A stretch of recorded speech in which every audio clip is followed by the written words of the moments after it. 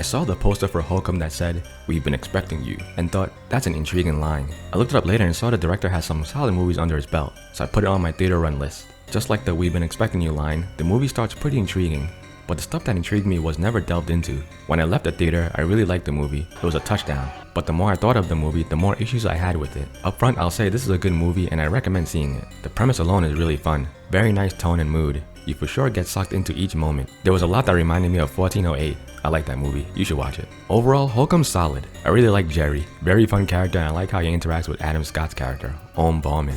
That's what I liked. Now to get into my nitpicks, I gotta do slight spoilers. I was excited when you find out the movie will take place in Ireland, but then the movie doesn't really take advantage of that. Why go out of the way to set it up in Ireland and then never take advantage of that? Ireland is gorgeous and also easily leads to horror aesthetics. They keep referencing the close by forest, but when they're in the forest, it's so dull and nothing much happens. I wouldn't be surprised if they say the movie was shot in some random park in New Jersey. I was hoping they took advantage of the many moving parts of a hotel.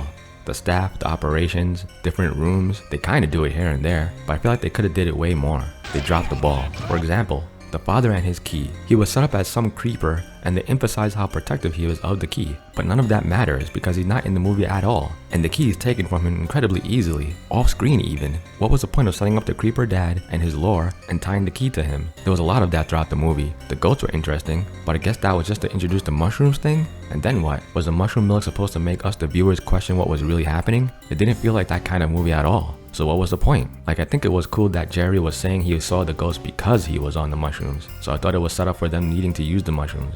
But nothing like that really happened. The whole mushroom thing was kinda just there. The main character's background and trauma was kinda just there too. But it's the main plot point of the movie. I feel like Bauman didn't really learn anything. He didn't really overcome anything. He got stuck in a love suite with a witch and solved some Resident Evil-like puzzles until it was time for the movie to wrap up. Did he just want to hear his mom say she knows it was just an accident? I feel like he would know that. I don't know. There wasn't much going on with that plot point. Like, at the beginning of the movie, he sees that ghostly figure. Why? Was the witch calling for him? They were expecting him after all. No? If it was being summoned, what for? Did the mom want to talk to him? If she was there in the house, why couldn't she talk to him there? No mushrooms? If it was the witch using the mom, why?